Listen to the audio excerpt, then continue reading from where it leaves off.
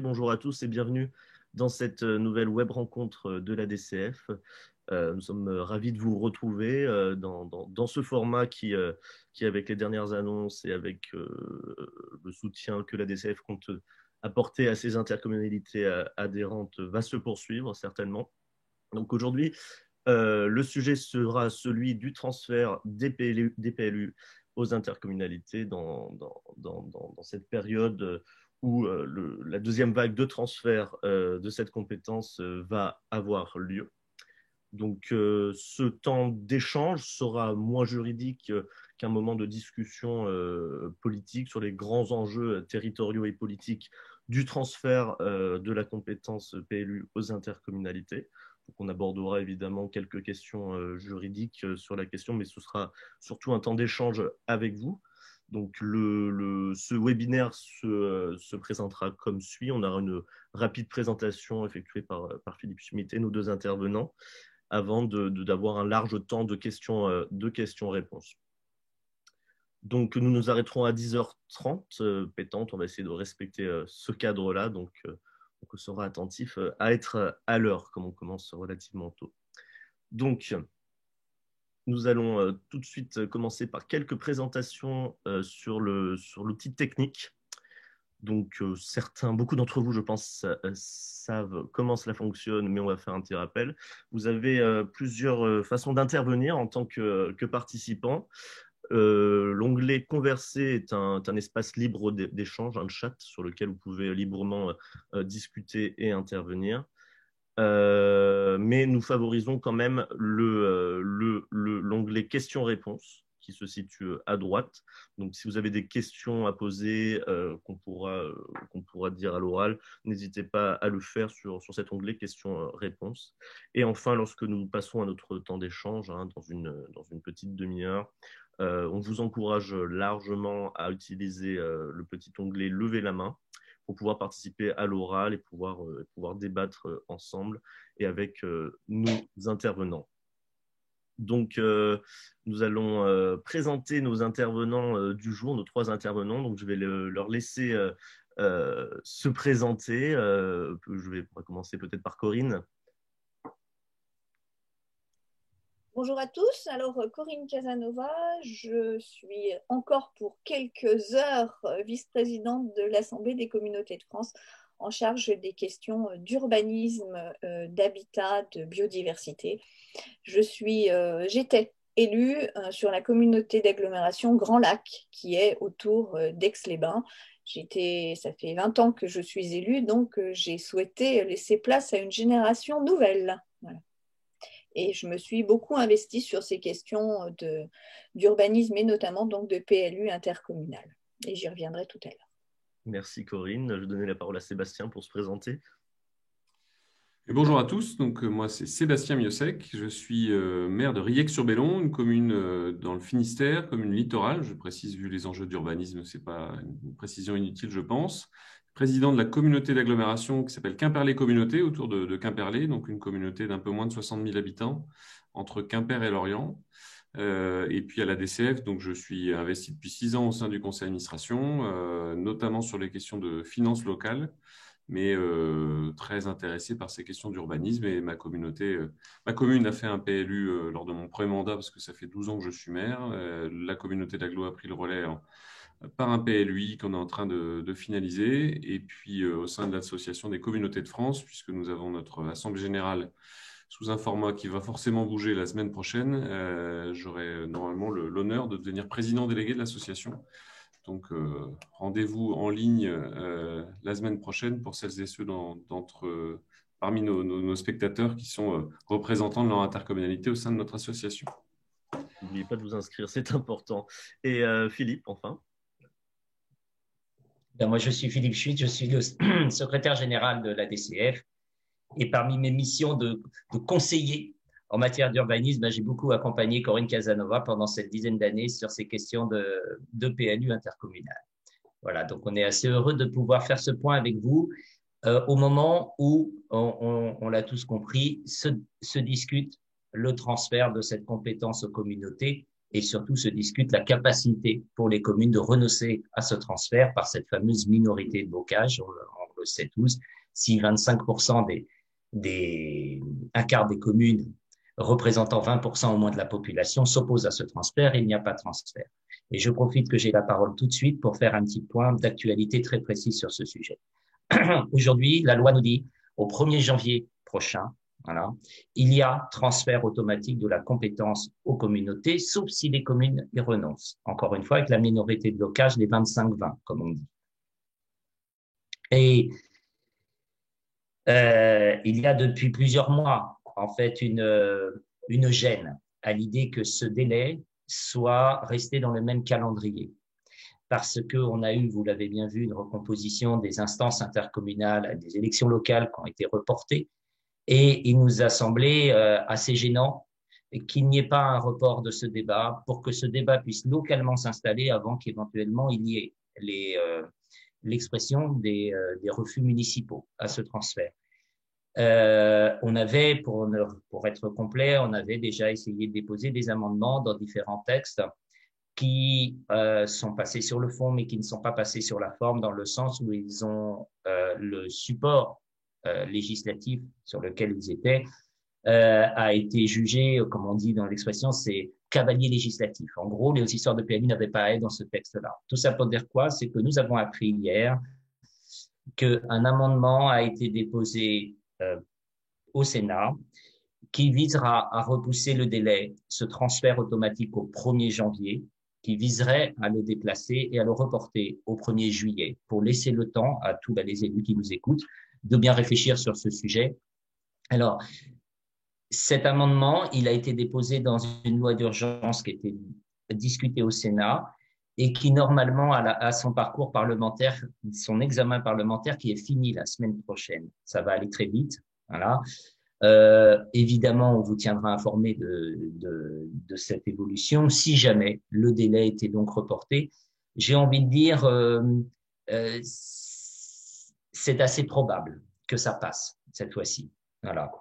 Donc, c'est évidemment bien tardif, mais j'ai envie de dire, il y a au moins une chance sur deux que le délai dont on va parler aujourd'hui, c'est-à-dire celui du 1er janvier prochain, et donc des délibérations municipales à prendre sur octobre, novembre et décembre. Vous voyez, on est déjà en retard, ce séminaire s'organise peut-être un petit peu tardivement, mais ce délai-là, a priori, pourrait être repoussé au 1er juillet, et donc des délibérations municipales à prendre si on veut s'y opposer sur les mois d'avril, mai et juin.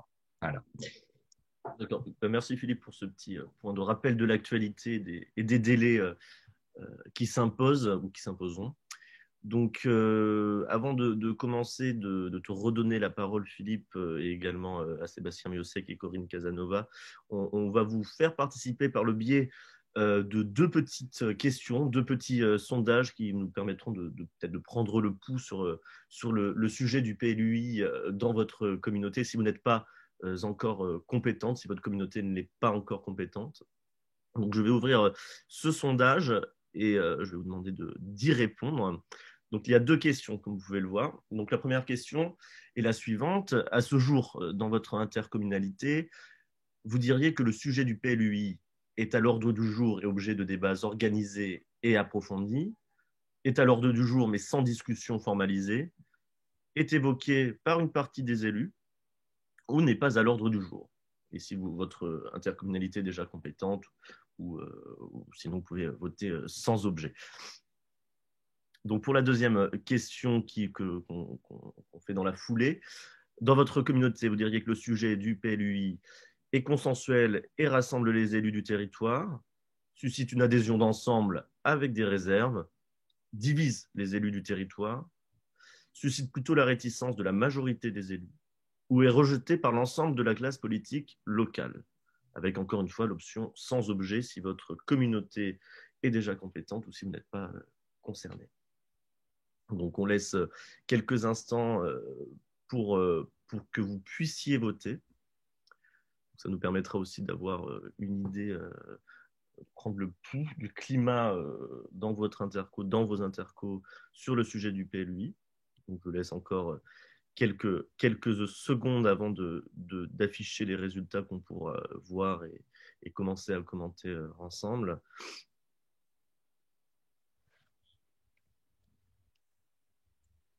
je vois que ça continue à voter encore un petit peu, donc on attend un petit peu encore. Et ensuite, on pourra passer à un point d'introduction de Corinne Casanova sur l'engagement de la DCF et sur un petit historique de la question du PLU intercommunal. Donc, nous allons montrer les résultats de ce sondage.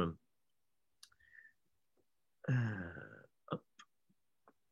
Donc, nous voyons que en majorité, le PLUI est à l'ordre du jour, mais sans discussion formalisée dans à peu près un tiers des communautés répondantes. Et il est aussi à l'ordre du jour et objet de débat organisé et approfondi dans également un tiers, 35%. Donc on voit que le sujet est à l'ordre du jour en grande majorité.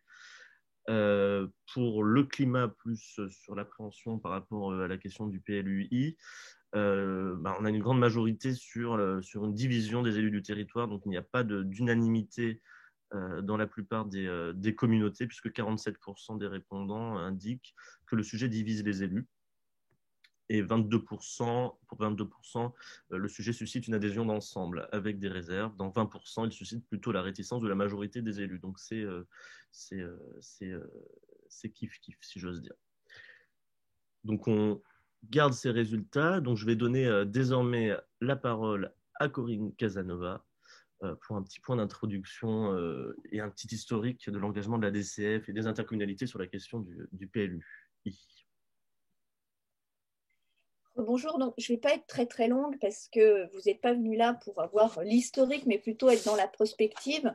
Simplement, moi je voudrais vous rappeler qu'effectivement, la question du PLU intercommunal, c'est un sujet sur lequel la DCF est mobilisée depuis très très longtemps. Ça fait partie des sujets comme la question du commerce, sur lesquels on a été précurseur. Et pour le coup, je ne veux pas revenir avant la date de la loi Allure. On s'est beaucoup mobilisé, particulièrement pendant l'élaboration de la loi Allure. On a eu une complicité avec l'État, autant le dire, mais aussi une complicité avec l'AMF pour que ce texte réussisse à faire passer dans l'opinion d'une majorité d'élus le fait que la bonne échelle de réflexion sur l'urbanisme, c'était l'échelle intercommunale. Je vous l'ai dit, on a travaillé avec l'AMF. Là, je voudrais remercier Pierre Jarlier qui, comme moi, raccroche le mandat. Et on a travaillé donc un maire et une élue intercommunale qui n'était pas maire, pour essayer de déminer ce sujet. Parce qu'on s'est rendu compte, et le sondage le dit quelque part, c'est que la question du transfert de l'urbanisme, c'est quelque chose d'affectif. Un autre sujet a été affectif de la même manière, c'est la question du transfert de l'eau potable. Et c'est deux sujets qui sont plutôt liés. Et donc, avec Pierre Jarlier, ce sur quoi on a travaillé, c'est de se dire pourquoi est-ce que c'est si compliqué de se dire l'urbanisme intercommunal est une bonne échelle. On s'est rendu compte que la première question, c'était « Ah bah oui, mais comment on va élaborer le document? Qui va l'élaborer? Qui va tenir le plus la plume ?» Et la crainte que ce soit l'interco, le président, le vice-président, et pas le maire qui soit désormais l'acteur de l'écriture du document sur sa commune. Alors, on a imaginé avec Pierre et avec Philippe et d'autres des manières d'écrire la loi Allure pour déminer ces problèmes. Et c'est quelques points, moi, que sur lesquels je voudrais revenir vers vous, parce qu'ils ne sont pas dans le document qui vous sera présenté tout à l'heure. Donc, on s'est dit, comment on va élaborer le document? C'est la question la principale. Donc, on a trouvé la question de la collaboration, parce qu'on a beaucoup discuté, on a fait beaucoup de sémantique. La concertation, on peut concerter, mais on peut ne pas co-élaborer. Donc, on a imaginé ce mot de collaboration qui a une connotation où tout le monde sait ce que ça veut dire. On collabore pour écrire le document et on l'a écrit dans la loi. Après, la deuxième grande critique qui nous était faite était de dire, attendez, les documents d'urbanisme, ils sont attaqués tous les 4 matins. Donc, vous imaginez un document d'urbanisme à une échelle large, représentant plusieurs communes, il sera encore plus attaqué. Donc, on a mis des sécurités juridiques sur le fait qu'un document est effectivement un document unique, mais pas seulement. Après, on a eu une question qui est de dire, mais quelle est la possibilité d'édicter des règles sur une grande commune et sur une toute petite? Le règlement, il n'y a pas de logique à ce qu'il soit le même. Donc, on a imaginé qu'on puisse fractionner le document, à garder un document unique, mais des orientations différentes selon les territoires. On a aussi eu comme remarque de nous dire, ah ben oui, mais si on en parle en bureau, que tous les maires ne sont pas au bureau, est-ce que toutes les communes auront voix au chapitre dans l'élaboration du document? Donc, on a travaillé sur quelque chose qui est aujourd'hui complètement rentré dans les mœurs, qui est effectivement le Conseil des maires. Beaucoup de communes d'interco le pratiquaient, mais pas toutes. Donc, on a travaillé sur le fait que l'ensemble des maires, lorsqu'il sera discuté des questions d'urbanisme, sera obligatoirement autour de la table. Et il le sera par ailleurs obligatoirement une fois par an, parce que une question aussi était de se dire, bon, si j'ai un projet, mais que personne ne veut modifier ou réviser le document d'urbanisme intercommunal, mon projet, il passera à la trappe. Donc, l'idée était aussi de dire, il faudra discuter des questions d'urbanisme au moins une fois par an. Et puis, on a travaillé sur ce qui finalement fait qu'on est là aujourd'hui, c'est le fait de se dire on ne veut pas passer en force. C'était une tentation de se dire ce serait bien quand on est convaincu de se dire on passe en force. Pour autant, sur un sujet aussi sensible que celui-là, ce n'est pas possible et on a inventé ce qui est à la fois une bonne chose et ce qui à la fois était un peu risqué, cette question de minorité de blocage sur laquelle Philippe a dû beaucoup travailler parce que c'est une compétence obligatoire facultative finalement. C'est la première fois que ça rentrait dans les textes parce que c'est une compétence obligatoire à laquelle on peut déroger. Et il a fallu qu'on mette dans le code ensuite comment est-ce qu'on peut la réintégrer, ce qui se fera donc de discussion à chaque renouvellement des exécutifs. Et c'était pour nous, ce qui, je parle sous contrôle de Philippe, mais ce qui à la DCF était finalement le plus compliqué pour nous de se dire, on réussit à cranter une compétence obligatoire et finalement on la décrante en se disant qu'on peut y déroger. Mais c'était le gage qu'on allait aller dans une discussion de manière plus sereine. Pourquoi ? Parce que ce n'est pas le fait de se dire sur l'urbanisme, on veut une compétence en plus, parce que comme dans un jeu de cartes, on a beaucoup d'atouts et celui-ci en serait un, juste pour le plaisir de les collectionner, juste pour le plaisir, comme certains pourraient penser, de vider la commune, qui n'a jamais été un de nos objectifs, puisqu'on est vraiment sur un couple commune-communauté dans le travail. On l'a fait parce que pour nous, l'urbanisme, c'est une compétence essentielle avec les autres dont nous avons la responsabilité. Parce que quand on veut exprimer un projet politique, la meilleure expression, c'est de le faire sur son territoire, sur l'aménagement de son territoire, donc sur le document d'urbanisme. Parce que quand on veut faire un projet, que ce soit un projet d'équipement public, un projet de réflexion sur où est-ce qu'il est préférentiel que nos habitants viennent s'installer, il faut qu'ensuite ça matche avec la capacité d'avoir de l'eau potable, d'avoir de l'assainissement, et puis aussi d'avoir des transports en commun. Et ces compétences, elles sont dans le giron de l'intercommunalité. C'est important aussi qu'on le planifie, et d'autres documents de planification sont dans notre giron. Ce sont les questions de qualité de l'habitat dans le cadre d'un programme local de l'habitat, ou la question des déplacements, des voiries, des modes doux, qui sont dans un plan de déplacement urbain, qui sont des documents de planification avec lesquels le PLUI s'articule.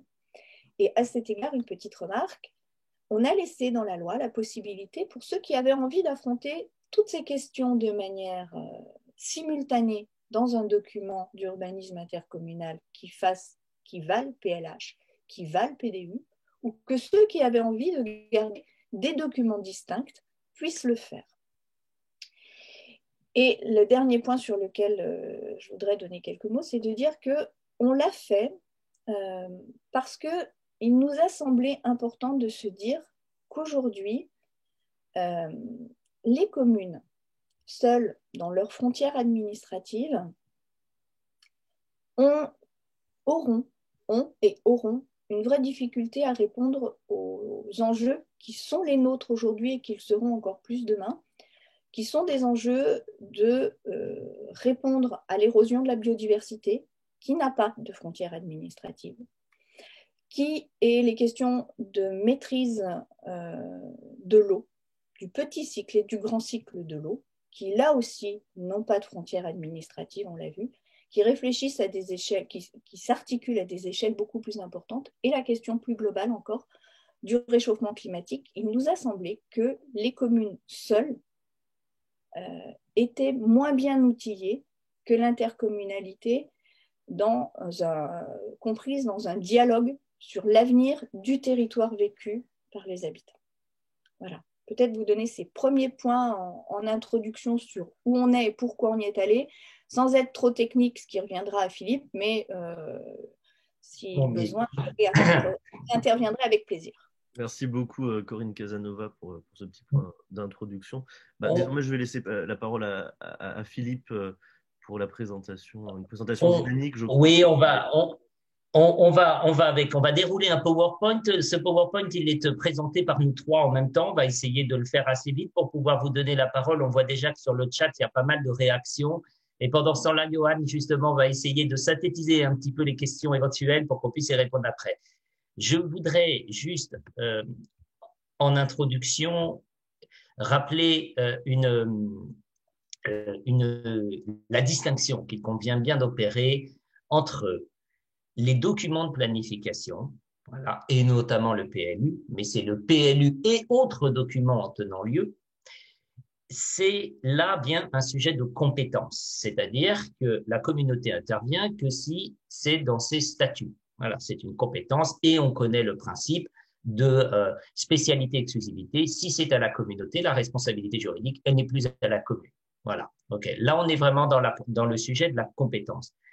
À ne pas confondre avec la notion d'instruction des autorisations d'urbanisme, qui, elle, est un service qui, on le voit dans bien des cas maintenant, s'organise à l'échelle intercommunale dans le cadre de services mutualisés d'instruction intercommunaux, mais il n'y a aucune obligation en la matière, et il est des communautés qui sont en charge d'animer au bénéfice de chacune des communes un service d'instruction et qui ne sont pas compétentes en matière de PLU. On a observé qu'assez fréquemment, ce service mutualisé d'instruction est une première marche vers un urbanisme partagé. Et donc, pour finir, voilà, il y a un lien dans les faits, mais juridiquement, il n'y a aucun lien. Et je rappelle d'ailleurs que sur le premier sujet, la compétence, toutes les communautés, toutes les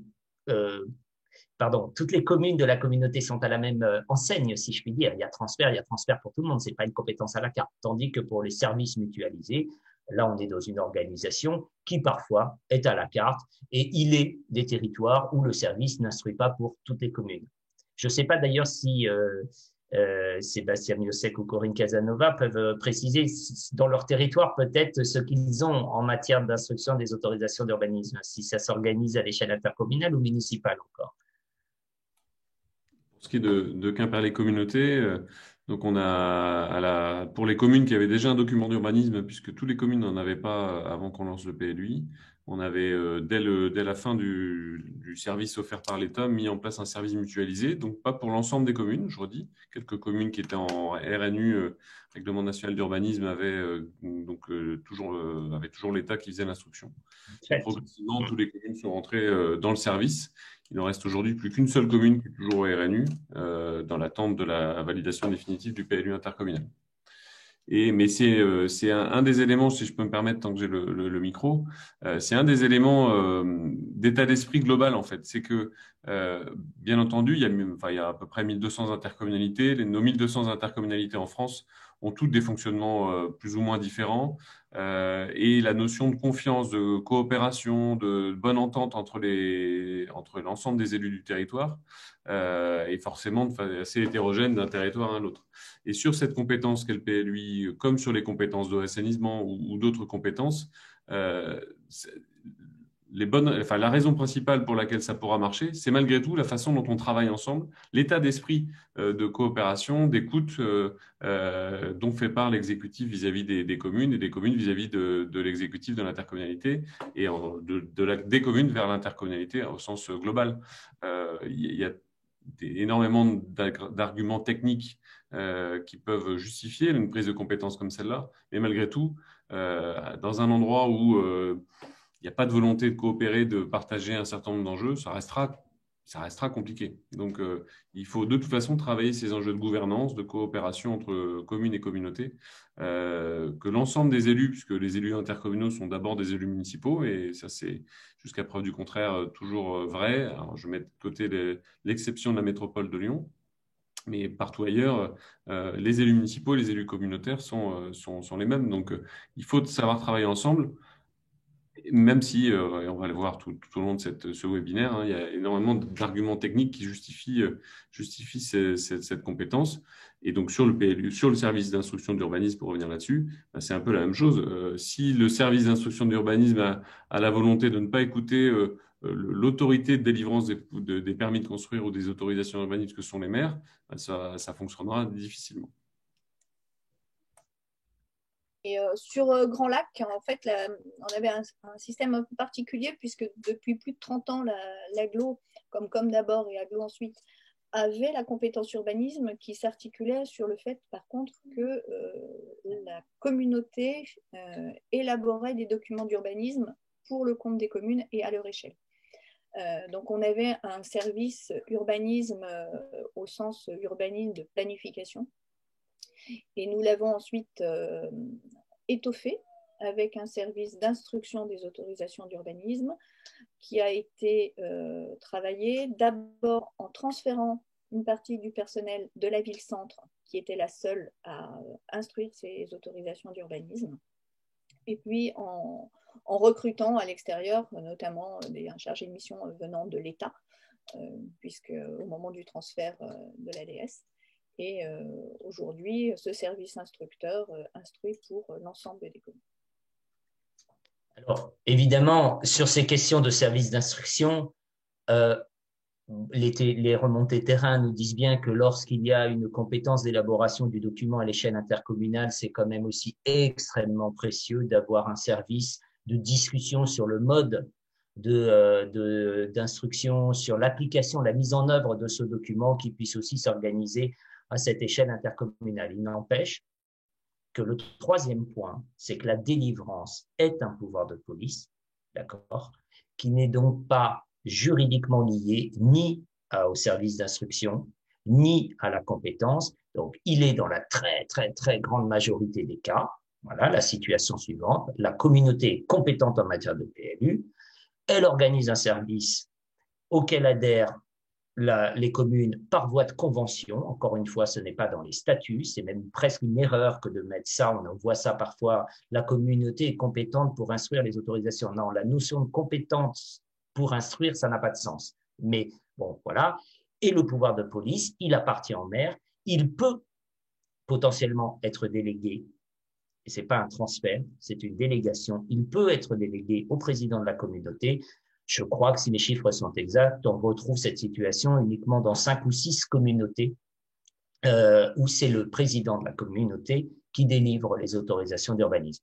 Mais on va dire, à part ces quelques exceptions, les maires continuent, évidemment en application du document opposable sur leur territoire, à délivrer les autorisations d'urbanisme. Donc, c'est 3 notions qu'il ne faut pas confondre. Et malheureusement, souvent, avec la notion de compétence, on englobe tout ça. Non, non. Et voilà, il faut être assez précis dans les termes.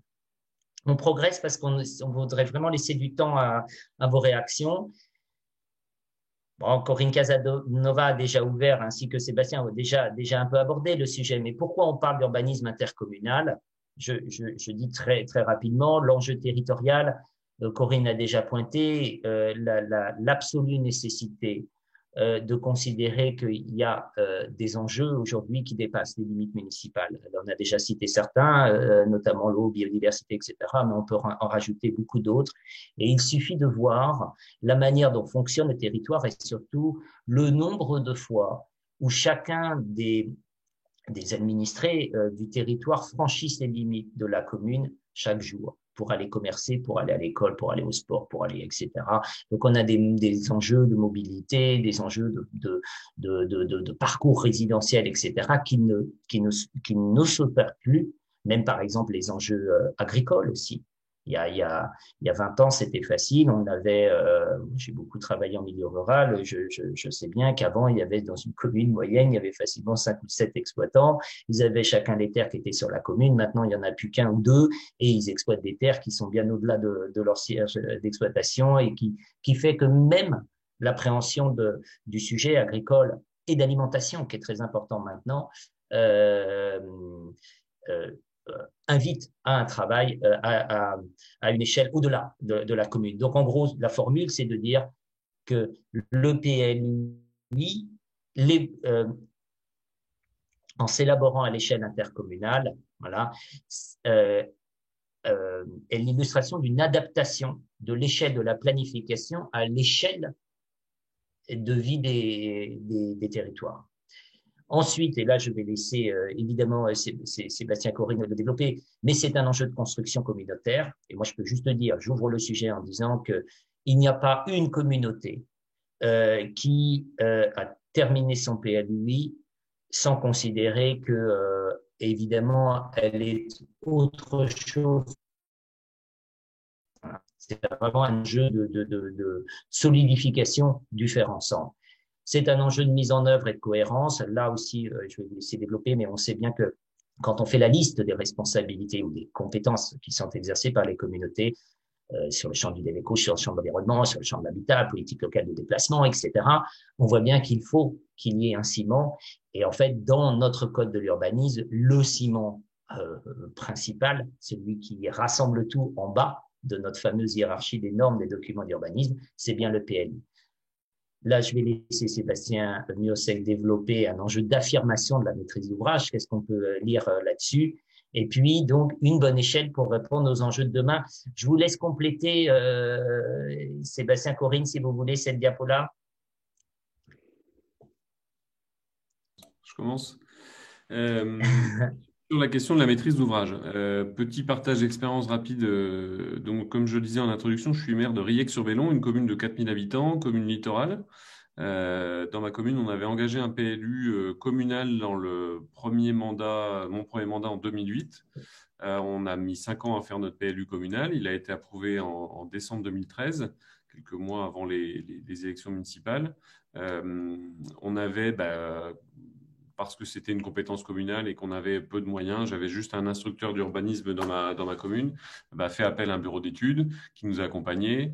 Et finalement, en faisant le bilan à la fin, on s'est dit, bon, finalement, on a notre réelle marge de réflexion, d'affirmation d'un certain nombre de choses est restée quand même relativement modeste, puisque sans moyen en interne, c'est le bureau d'études qui nous avait accompagnés, qui avait rédigé beaucoup de choses, même si évidemment on a eu énormément de réunions à l'échelle communale, mais on était souvent un peu démunis de ressources en interne. Et puis, vis-à-vis de l'État, quand il s'agit de finaliser le PLU, on a dû le réarrêter, puisque l'État, dans sa grande sagesse, nous avait demandé de modifier un certain nombre de choses, dont un certain nombre de choses qui, pour moi, relèvent du champ du politique, c'est-à-dire de l'affirmation d'un projet de développement, projet d'avenir pour la commune. Donc, premier PLU adopté, et puis deuxième étape, deuxième mandat de maire, je suis devenu président de la communauté, on a mis à l'ordre du jour le dossier du PLUI, et finalement, après 3 ans de travail sur notre PLUI, ce que je constate quand même, c'est que avec une échelle intercommunale, on a pu se doter au sein de l'intercommunalité d'un certain nombre de moyens humains et techniques en interne, qui nous permettent d'avoir en interne, sans dépendre d'un bureau d'études extérieur, un certain nombre de ressources, de moyens pour réfléchir. Et quand il s'agit également de discuter avec l'État notamment, mais avec l'ensemble des personnes publiques associées plus largement, je pense à la Chambre d'agriculture par exemple aussi, quand on vient porter un projet au nom de 16 communes, 60 000 habitants, plutôt qu'un projet au nom d'une seule commune, 4 000 habitants, j'ai le sentiment qu'on est plus écouté et qu'on peut affirmer par cette compétence-là un réel projet qui ne dépend pas... où on a un poids relatif plus fort vis-à-vis de l'ensemble des personnes publiques associées. Je redis Enfin, pour être clair, ça ne veut pas dire que quand on a le PLUI, on fait ce qu'on veut, alors que quand on serait en PLU communal, on serait sous l'emprise totale de l'État. Hein. Mais je trouve que, il me semble, et c'est ma nature de décentralisateur, qu'à travers le PLUI, eh ben, on est dans l'exercice plein de la compétence et de la responsabilité des élus locaux vis-à-vis du projet qu'ils veulent affirmer pour le territoire. Et ça, je suis persuadé qu'on ne peut le faire qu'avec l'échelle intercommunale, avec le PLU intercommunal, et pas à l'échelle seulement communale, sauf pour les grandes villes ou les communes à très grands enjeux.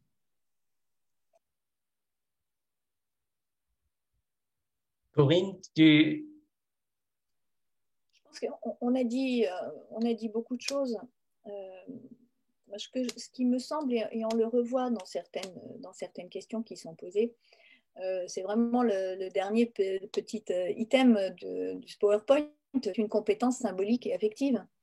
De la même manière que intellectuellement, on se dit que quand on parle d'eau potable, la bonne échelle, c'est quand même pas de se dire j'ai mon réservoir dans ma commune pour mes habitants, mais comme on a à peu près tous, quelles que soient nos collectivités, nos départements, été en stress hydrique les derniers étés, c'est de se dire comment est-ce qu'on organise la sécurisation de la ressource, comment est-ce qu'on fait qu'il n'y a pas des habitants qui, à un endroit, ont vraiment de l'eau et de l'autre côté, d'autres qui sont à crever de soif, à qui il faudrait amener des bouteilles. Donc, c'est logique intellectuellement. Pour autant, ça a été, et c'est encore, extrêmement compliqué dans de nombreuses communes de se dire que la clé du réservoir, pour lequel, je parle en imaginant un maire de notre territoire, c'est le maire qui avait la clé, c'est le maire qui, le dimanche, pouvait aller vérifier, faire ce qu'il fallait pour que ça fonctionne. Comment est-ce qu'on donne la clé du réservoir à l'agglo ? C'est intellectuellement, c'est très clair, et d'un point de vue pratico-pratique, c'est très affectif. Et au niveau de l'urbanisme, c'est la même chose. Si on demande à nos habitants, est-ce que dans un champ, dans nos territoires, moi je suis sur un territoire qui est certainement aujourd'hui la marque de la plupart des territoires à la fois urbains et ruraux avec l'augmentation des périmètres. Dans un pré, ça va être une commune, dans le pré à côté, une partie du pré, ce sera l'autre commune. Comment est-ce qu'on se dit qu'on ne peut pas réfléchir ensemble à ces enjeux ? Pour autant, c'est compliqué. Pourquoi c'est compliqué ? Parce que ce n'est pas une question de document. Et dans les éléments que j'ai voulu vous donner au départ, c'est un document qui est fait par des hommes et des femmes qui s'apprécient, qui ne s'apprécient pas, avec des histoires de communes qui sont différentes. Je vous donnais l'exemple de Grand Lac, de vous dire ça fait plus de 30 ans qu'on a la compétence urbanisme. Pourquoi ? Parce qu'on entoure un lac. Et il y a 30 ans, il y a un président qui a dit écoutez, si moi, en termes de covisibilité avec le lac, je tiens mon urbanisation, je ne mite pas complètement le paysage, mais que mon voisin il fait l'inverse, ça n'a pas de sens. D'où l'idée qui est apparue de dire on prend l'urbanisme en commun, il y a une réflexion commune qui réfléchit au territoire et après, chaque maire est quand même libre. Et ce que nous avons souhaité faire avec Pierre Jarlier dans les discussions sur l'urbanisme, c'est ça, c'est de dire il faut la règle commune, mais il faut la capacité à déroger. Je vois dans vos questions qu'aujourd'hui, la minorité de blocage, elle rend la possibilité d'arriver à un urbanisme intercommunal plus compliqué que si on avait dit point barre, c'est transféré. Si on avait dit c'est transféré sec comme ça, vraisemblablement, au Sénat, nous n'aurions pas eu une majorité pour aller jusqu'au bout. C'est clair, il y a des maires, peut-être particulièrement les maires ruraux, mais je ne veux pas leur jeter la pierre, qui disaient c'est non, c'est casus belli. On a aussi dans nos instances, je pense à quelqu'un dans l'Isère, qui nous en a voulu d'avoir introduit cette minorité de blocage parce qu'il savait que sur son territoire, vu le poids démographique de certaines communes, il n'arriverait pas à passer. Pour autant, je pense que c'était essentiel de laisser cette souplesse parce qu'aujourd'hui, c'est ce qu'exprime Sébastien, c'est ce que j'exprime aussi, c'est que sur les territoires où on est allé au PLU intercommunal, sauf si on me demande dans le chat, et ce sera peut-être le cas, moi, je n'ai pas d'exemple de territoire sur lequel ça se passe mal.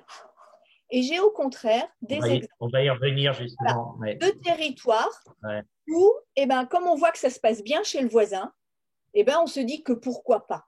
Parce qu'on a mis les garde-fous dans la loi pour que chacun puisse s'exprimer.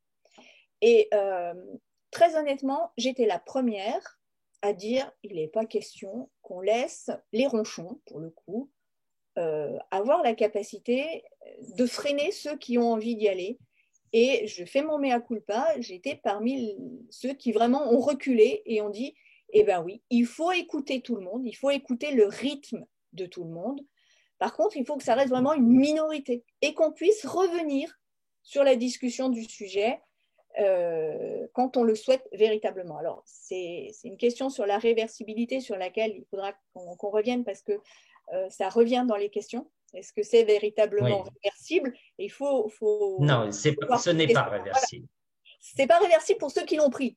Pour ceux qui ne l'ont pas pris, ils peuvent y revenir à discuter, mais pour ceux qui l'ont pris, il va falloir trouver les voies et moyens de s'entendre sur l'exercice.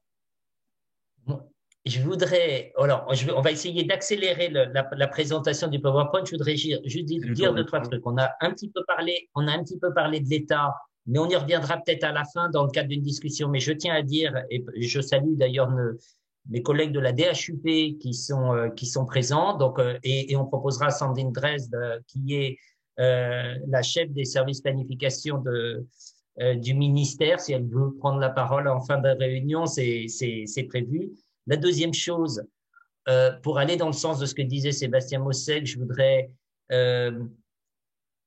m'approprier les propos ou partager avec vous les propos d'un président de communauté qui, il y a quelques années déjà, avait dit « Mais en fait, on parle toujours d'une inquiétude de perdre la compétence. Je perds ma compétence. » Et puis tout d'un coup, il s'est un petit peu emporté. Il avait dit « Mais il faut qu'on comprenne qu'on gagne tous en compétences. » Voilà, on gagne collectivement en compétences justement pour exprimer le projet politique, notamment auprès des cabinets d'études. Et l'autre chose que j'avais envie d'indiquer, c'était revenir 2 secondes sur les questions de mise en œuvre et de cohérence.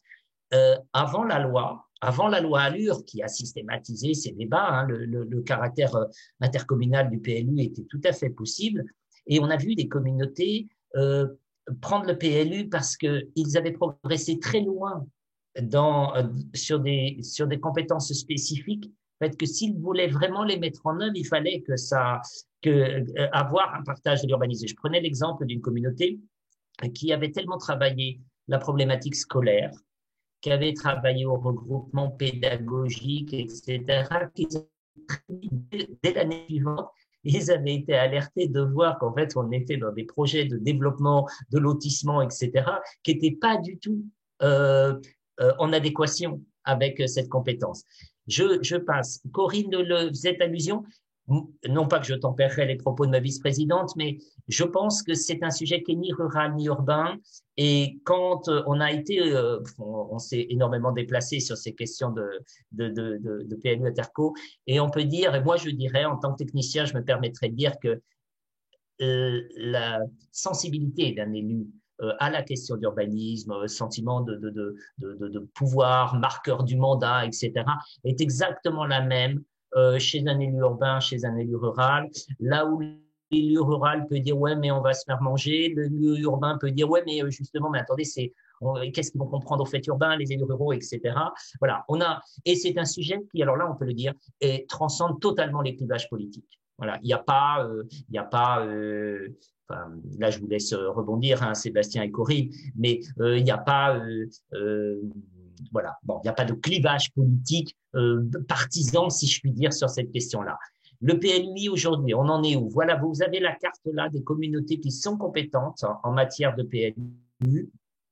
Il y en a 605 aujourd'hui sur les 1260 communautés. Voilà, bon, je vous laisse juste la carte de 2 secondes pour voir, simplement constater qu'il y a évidemment des petits effets régionaux. Il y a, comme Corinne le disait, pas mieux que l'exemple du voisin. Et c'est comme beaucoup de compétences, en fait, on a des effets un peu de contagion. par grappe, parce que les voisins ont fait, on a pu partager, etc.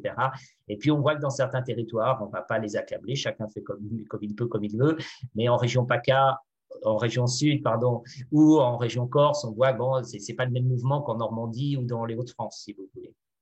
Voilà. Ça, on en a parlé. C'était la diapo devant me rappeler de vous alerter sur le possible amendement qui décalerait donc à 6 mois nos questions de transfert automatique, sauf minorité de blocage. On revient, et là, si vous me permettez, Sébastien, Corinne, je rebrosse le truc très rapidement. Corinne a déjà un petit peu défloré les aspects particuliers sur le PM8, cette relation commune-communauté. Encore une fois, on disait compétence égale dessaisissement de la commune d'un point de vue juridique. D'accord? Et Corinne le disait, tout le travail a été fait avec l'AMF notamment pour que l'on soit vraiment dans une co-construction de l'urbanisme et qu'on soit dans un partage de l'urbanisme. C'est pour ça d'ailleurs que nombre d'élus hésitent à utiliser l'expression prise de compétences, comme si on dessaisissait. L'idée est plutôt de voir, justement, qu'au lieu de prendre, on partage. Voilà. Et que, comme Corinne l'a souligné, les élus, enfin voilà, ils sont maires. C'est d'ailleurs, et je me permets de le pointer, c'est d'ailleurs assez amusant que l'urbanisme soit la seule compétence qu'on rattache spontanément beaucoup plus au maire qu'à la commune ou qu'au conseil. Vous voyez, il y a une personnalisation autour des questions d'urbanisme, d'où la question de la conférence des maires, etc. Et le sujet de la loi Allure, c'est comment on organise le faire ensemble. On a dit une fois par an un débat. C'est pas un débat sur le PLUI. Ce n'est pas un débat dans le cadre de la procédure PLUI. En fait, c'est un débat. La loi ne précise pas plus que ça. Et puis d'ailleurs, pour tout vous dire, elle n'indique pas non plus qu'il puisse y avoir une sanction si on ne tient pas ce débat. Mais Corinne l'a dit, c'était l'assurance que chacun des maires puisse s'exprimer, notamment faire valoir un besoin d'évolution du document sur son territoire, etc., etc. Mais peut-être qu'on peut aussi lui donner une acception assez large et considérer que dans ce débat peuvent être abordées les questions foncières, les questions autour de l'instruction et les enjeux de dématérialisation, par exemple, des ADS ou des DIA que l'on peut avoir. Ça peut être aussi l'occasion de faire un point sur les prescriptions des documents supra, c'est-à-dire le SRADET, le SCOT, etc. Qu'est-ce que c'est pour notre communauté? Ça peut être un débat permettant de revoir un peu des enjeux de gouvernance, etc. L'autre sujet, Corinne l'a dit, le PLUI est élaboré en collaboration. C'est pas juste un terme, c'est quand même maintenant dans le code de l'urbanisme. Et si on ne prouve pas cette collaboration, voilà, eh bien, il peut y avoir une fragilité juridique, pas obligatoirement du fait d'une commune, parce que pour être très clair, en fait, vous avez vu qu'il y a 600 communautés compétentes, mais il n'y a pas aujourd'hui, il n'y a pas un seul recours d'une commune contre le document qui aurait été approuvé par la communauté. Hein. Mais les points de fragilisation, ils peuvent être utilisés par des tiers, même s'ils ne sont pas directement concernés. Quoi qu'il en soit, on a donc un mécanisme de collaboration, c'est important juridiquement. Il va falloir attester dans le processus d'élaboration qu'on a respecté notamment des modalités de collaboration, comment on s'organise, définies après qu'il y ait eu une conférence des maires. Et c'est vrai, Corinne l'a pointé, la conférence des maires a fait son arrivée. C'est la première fois, qu'elle avait une reconnaissance légale, cette conférence des maires, avec la loi Allure. Après, on l'a utilisée pour d'autres sujets, notamment les sujets d'eau et GEMAPI. Voilà. S'il y a une commune qui est en désaccord avec le projet arrêté, eh bien, il le fait savoir. Et là, dans ces cas-là, il va falloir que la communauté, elle délibère à niveau sur ce projet, voilà, mais en gagnant une majorité des 2/3, c'est-à-dire c'est nécessaire. Voilà. Je veux pointer là aussi quelque chose brièvement. Vous savez que, et on y reviendra, mais la problématique foncière maintenant, la question du zéro artificialisation nette, etc., est un sujet extrêmement compliqué, mais qui est maintenant une obligation. Voilà, c'est une obligation, j'ai envie de dire, aux yeux du mandat, enfin chacun peut juger ça, et puis de toute façon ça devient de plus en plus une obligation légale et on pourrait si on avait le temps en parler beaucoup, ça devient aussi un sujet, le sujet d'ailleurs premier de discussion sur les relations entre l'État et les collectivités, etc. Mais on en reparlera. Et là, je vais essayer d'être très bref, mais je crois que c'est important. Nous avons vécu en matière d'urbanisme ces 30 dernières années dans un rapport entre l'élu et le pétitionnaire, un rapport plutôt favorable, ou plus exactement le rapport entre l'élu et le propriétaire. Alors, on a eu une planification urbaine très sensible, en fait, à l'évolution de la propriété privée. Et je vais mettre les pieds dans le plat parce que moi, je suis un technicien et je sais que ma vice-présidente m'y autorise. Je voudrais rappeler que quand il était question du PLU Interco, le ministre, excusez-moi, Benoît Apparu et son successeur, Cécile Duflot, parlaient tous les deux exactement en même terme sur ces questions d'urbanisme, même si sur les questions du logement, tous les opposaient, et ils pointaient souvent le besoin de faire prendre de la distance entre l'élu, pilote et décisionnaire sur cette question de planification urbaine et les intérêts particuliers. Et là, qu'est-ce qui se passe avec les questions d'économie foncière? Eh bien, il se passe qu'on est dans un virage, dans un revirement presque, et qu'on voit que dans beaucoup de documents d'urbanisme, on a un déclassement, si je puis dire, des terres qui ont été zonées à urbaniser et qui maintenant vont être remis dans un giron agricolo-naturel. Eh bien, il est fréquent, très fréquent, que des élus maintenant, il n'est pas facile de gérer la déception de propriétaires qui se sont crus ou à qui on a enlevé un espoir d'enrichissement, si vous voulez, en remettant dans ce giron agricolo-naturel des terres. Et beaucoup d'élus attestent que c'est plutôt une chance d'être dans la dynamique intercommunale pour pouvoir dire à ses concitoyens propriétaires de sa commune, tu sais, c'est pas que moi, c'est avec la communauté, etc., se dédouaner parce que nous sommes en train d'inverser en fait, la qualité du rapport, si je puis dire, qu'il y avait entre un élu et un propriétaire. Permettez-moi cette parenthèse, mais je crois qu'elle est assez importante. Vous y reviendrez, hein, Corinne et Sébastien, si vous voulez là-dessus. Je finis vite. L'approbation du PLUI, elle s'opère à la majorité simple, mais en revanche, on est obligé de réunir à nouveau la conférence des maires et d'analyser ensemble le rapport du commissaire enquêteur. On rappelle aussi qu'une commune peut solliciter la modification des règles applicables sur son territoire. C'est important parce que sur le principe, encore une fois, Corinne a bien insisté dessus, sur le principe, il y a spécialité exclusivité. Si c'est la communauté, c'est plus la commune. Donc, il a fallu que dans la loi, on précise que sur cette compétence, il était encore possible pour une commune de délibérer sur tel et tel point.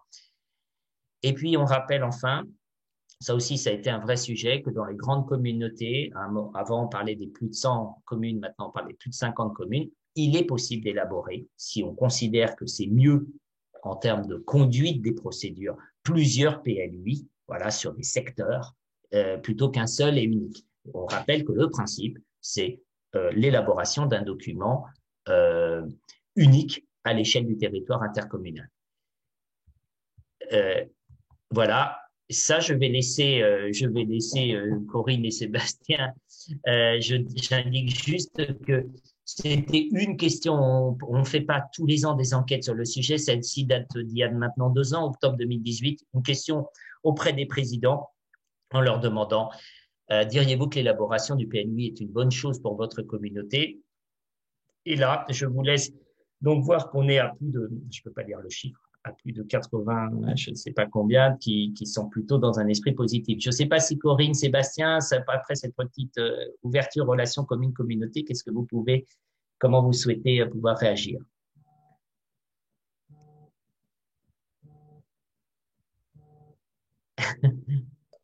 Moi, je trouve le sondage à l'aune de ce que j'ai pu en voir sur notre territoire est assez cohérent. Hein. Je crois une quasi-majorité, une majorité exprimée dit que ça s'est bien passé. Après, effectivement, je crois que la construction communautaire, c'est aussi une question de débat et une question d'arbitrage, mais comme tout sujet dans l'action politique. Donc, moi, je trouve que c'est, entre guillemets, c'est très honnête comme résultat et intellectuellement, voilà, je ne sais pas s'il faut véritablement le commenter, parce que chacun sur son territoire aura en tête à la fois que ça se passe très bien et à la fois que sur certains sujets, chez nous, on a eu de vraies discussions viriles, même s'il y a eu aussi des femmes autour de la table, sur la définition du hameau pour qu'elle soit la même pour tout le monde. Le hameau, c'est combien de maisons, c'est quoi comme patrimoine vernaculaire, surtout ce qui s'interprète dans l'urbanisme. Eh ben, y a eu des discussions réelles, voilà, qui néanmoins ont débouché. Et là aussi, on revient toujours sur le cœur du sujet. Hein, c'est des hommes et des femmes qui travaillent le document et leur capacité à s'entendre et à avoir envie de dégager du consensus. Peut-être une petite remarque que j'aurais envie de faire, de manière un peu iconoclaste, c'est vrai qu'on a des intercommunalités qui se sont choisies et des intercommunalités qui ont été un peu poussées à s'entendre selon les territoires. Donc ça aussi, après, quand on a été poussé à s'entendre avec des voisins avec lesquels spontanément on n'avait pas envie de travailler, quand ensuite on nous dit « il faut que vous fassiez de documents communs », je conçois que ça peut aussi se traduire après dans les sondages.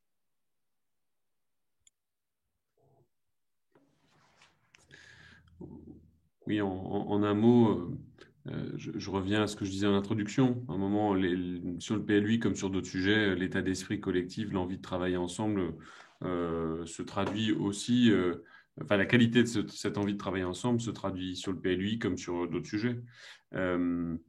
Mais concrètement, si je prends l'exemple de mon territoire, 16 communes, 16 conseils municipaux qui ont tous approuvé le projet de PLUI, le conseil communautaire qui avait approuvé le projet on est 52 élus communautaires, on en avait un seul vote contre, c'est un élu minoritaire dans une commune qui avait un désaccord sur le projet de développement traduit dans le PLUI et qui était porté par le maire de la commune en question.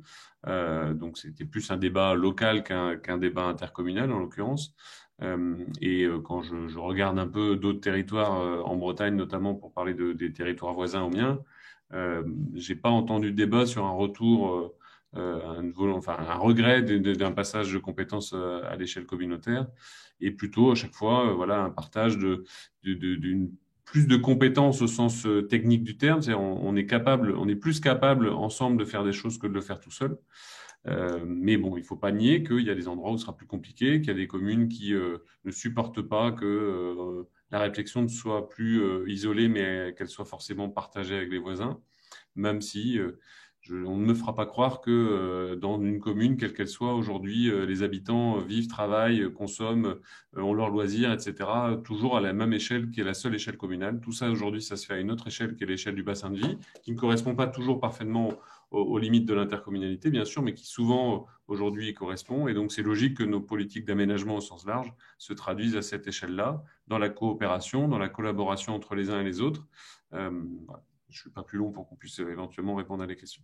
Oui, je pense on arrive au bout. Moi, je peux me permettre de rajouter simplement que ce que l'on observe, et vraiment les témoignages sont très nombreux, unanimes en ce sens, c'est que plus ça va, voilà, plus le travail collectif soude les élus. Voilà, et que beaucoup de procédures de PLUI sont parties un peu sur la défensive, à faire les comptes, ouais, mais moi, il va falloir que je m'y retrouve, etc., etc. Et tous, en tout cas, tous les échos qui me sont revenus, traduisent plutôt, en fait, une unité croissante avec la procédure. Et je termine un petit point de droit, et après, je pense que, dernière diapositive, pour rappeler que le droit de préemption urbain suit la compétence PLU, mais dans la grande majorité des cas, on a des mécanismes très, très simples de mise en œuvre, de délégation entre communes et communautés, que ce qui est relatif à la publicité, et notamment le RLP, suit la compétence PLU, et que la fiscalité de l'urbanisme ne suit pas la compétence PLU, ou plus exactement suit un peu la compétence PLU en rendant la commune apte à recevoir, si les communes le décident, le produit de la fiscalité de l'urbanisme, taxe d'aménagement essentiellement.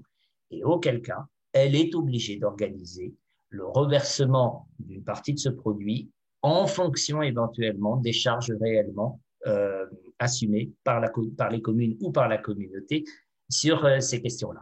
Voilà. On en est arrivé à la fin de ce PowerPoint qui devait faire un petit tour de cadrage général. Voilà. Johan, je te relaisse la parole. On a un petit peu débordé, mais là, on va en profiter justement pour vous faire participer. Je vous encourage dès à présent, si vous souhaitez prendre la parole, que ce soit pour avoir un retour d'expérience sur votre territoire ou pour poser une question à nos intervenants, à utiliser le petit bouton « Lever la main ». Et alors, on pourra vous donner la parole pour vous faire participer aux échanges. En attendant, on a vu qu'il y avait beaucoup de participation, que ce soit dans le chat ou dans les questions et réponses, des retours d'expérience et des questions intéressantes. Je pourrais citer par exemple Éric Frémy, qui est vice-président des Vallées du Haut-Anjou, qui indique que c'est surtout sur les petites communes qu'il y a des réticences, d'où l'importance d'un projet de territoire à l'échelle intercommunale, ou également Guy Desléons, qui est DGS de Lamballe Terre et Mer, qui confirme bien ce qui était dit, que c'est une question affective qui porte également sur les principes généraux de l'interco. Alors, je reviens vers vous. Il n'y a toujours pas de levée de main dans nos participants. Alors, je vous encourage à le faire, puisque l'idée, c'est aussi d'échanger entre nous. Donc, à lever la main. Donc, nous avons plusieurs élus qui lèvent la main. Je vais donner la parole à Madame Pascale Tolfo, qui est vice-présidente urbanisme GEMAPI eau et assainissement de la communauté de communes Ardèche-Rhône-Poiron. Donc, je vous donne la parole. Vous devrez normalement devoir parler.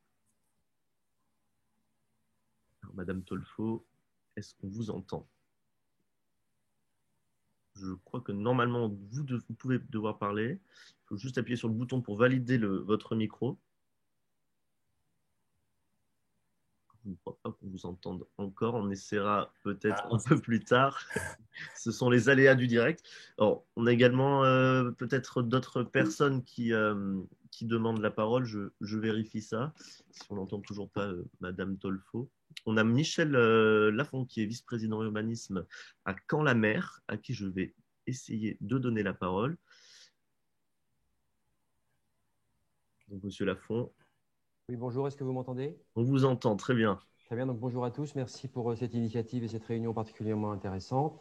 Donc je fais partie des 8% dans le sondage des collectivités qui sont donc là à écouter, qui exercent la compétence urbanisme depuis 2017, création de la fusion de 3 EPCI pour créer la communauté urbaine Caen-la-Mer, 57 communes, 260 000 habitants, et nous avons prescrit donc fin d'année 2019, donc élaboration du PLUI, que nous souhaitons également H et D, donc habitat et déplacement. Donc on tente l'opération en fait de fonctionner dans l'ensemble, et j'ai la lourde tâche en fait de piloter ce projet.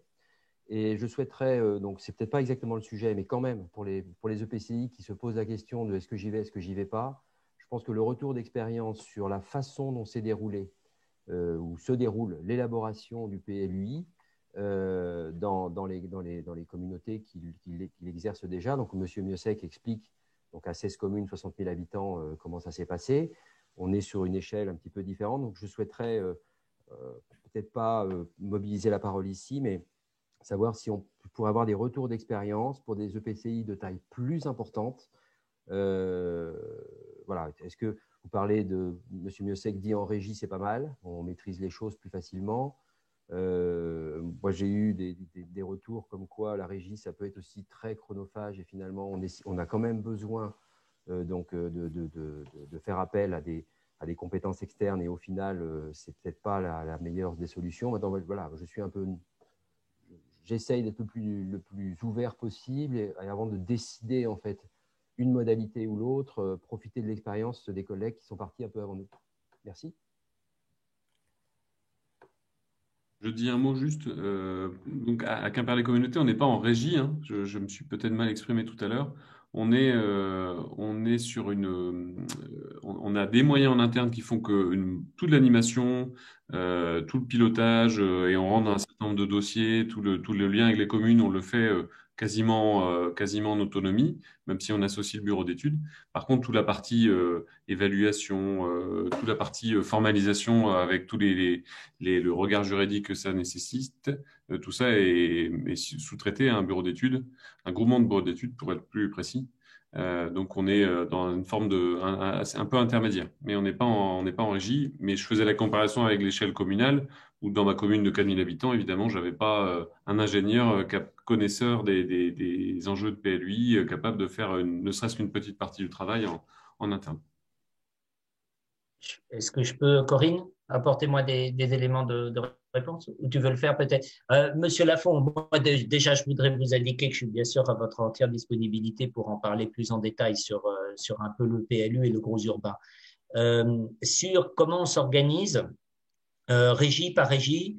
En régie, vous avez un exemple qui pourrait éventuellement vous aider, c'est Angers. Aglo bon, peut-être moins étendu que Caen-la-Mer, mais en poids démographique au moins peut-être, je crois, supérieur. Mais c'est un peu comparable dans les territoires. Eux, ils sont en régie. Évidemment, ça a du plus, ça a du moins. C'est difficile. Il faut des brigades quand même d'ingénieurs assez conséquentes pour porter en régie. D'ailleurs, il est très rare qu'on fasse tout en régie. Maintenant, il y a des évaluations environnementales, il y a des diagnostics très spécifiques sur les champs agricoles, sur les recensements fonciers, etc., qui font qu'assez souvent, on a toujours des marchés. Voilà. Moi, qu'est-ce que je peux dire dessus? Alors, est-ce que vous m'entendez? Je peux encore parler? Oui, bien sûr, je vous en prie. Donc là, effectivement, dans vos réponses, je vois deux axes en fait. Il y a un axe très technique où effectivement, vous parlez de compétences et là, on peut peut-être imaginer pour l'élaboration d'un document comme ça, faire appel, je dirais, à un groupement de spécialistes qui, sur un moment donné, peuvent mobiliser beaucoup de compétences.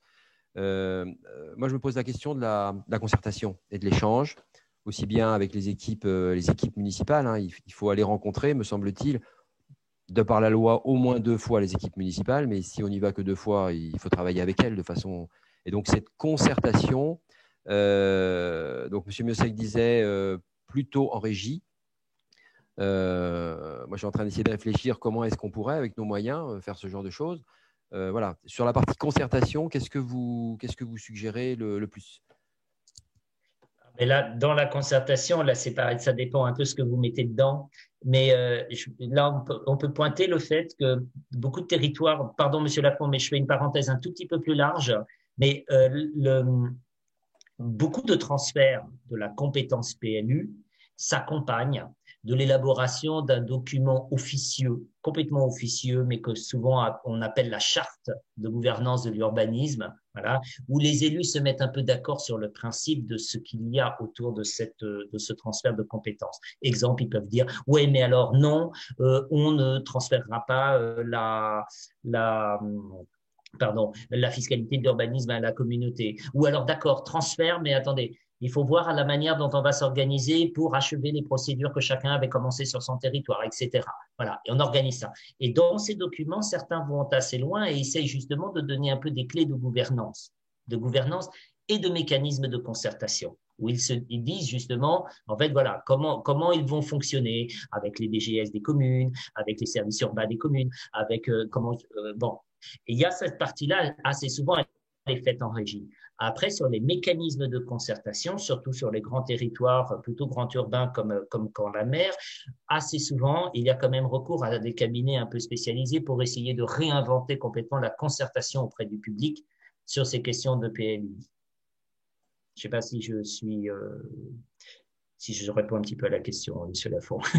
Merci, très bien, merci beaucoup. Merci, Monsieur Lafond. Voilà, merci beaucoup. Merci à vous. Alors, nous allons donner peut-être maintenant la parole à quelqu'un d'autre parmi les mains levées, à Monsieur Pierre Leray, peut-être, qui est vice-président à la communauté Golfe du Morbihan Vannes Agglomération. Donc, je vous donne la parole, Monsieur Leray. Si cela fonctionne, vous allez pouvoir parler. Normalement, il suffit d'activer votre micro désormais et vous pourrez prendre la parole. Ok, d'accord, ça marche. Vous m'entendez sans doute. Merci beaucoup des échanges. Moi, ça me va bien. Moi, je prends pour la première fois, donc je suis élu depuis longtemps, mais Je viens de prendre la vice-présidence le chargé de l'urbanisme à Golfe du Morbihan, Vannes Agglomération. Je trouve que c'est intéressant. Or, nous sommes dans un secteur qui est assez rebelle, voire très rebelle, au PLUI pour l'instant. Donc, moi, je s'en suis convaincu que c'est une évolution normale et j'imagine pas que les choses puissent revenir en arrière. Et on voit bien le nombre de PLUI actuellement engagés sur le niveau national. Moi, vous y avez un peu répondu, il y a quand même des éléments. Moi, en tout cas, je vais engager en tout cas des discussions ou des séances en fait d'information avec des témoins. J'espère peut-être pouvoir appeler l'un d'entre vous, peut-être si vous êtes disponible, peut-être nos collègues d'à côté qui ont expérimenté et qui peuvent apporter les éléments que vous venez de donner de vive voix pour permettre justement d'essayer de convaincre les récalcitrants. Curieusement, peut-être pas curieusement d'ailleurs, moi j'ai fait un sondage personnel, bien sûr, local.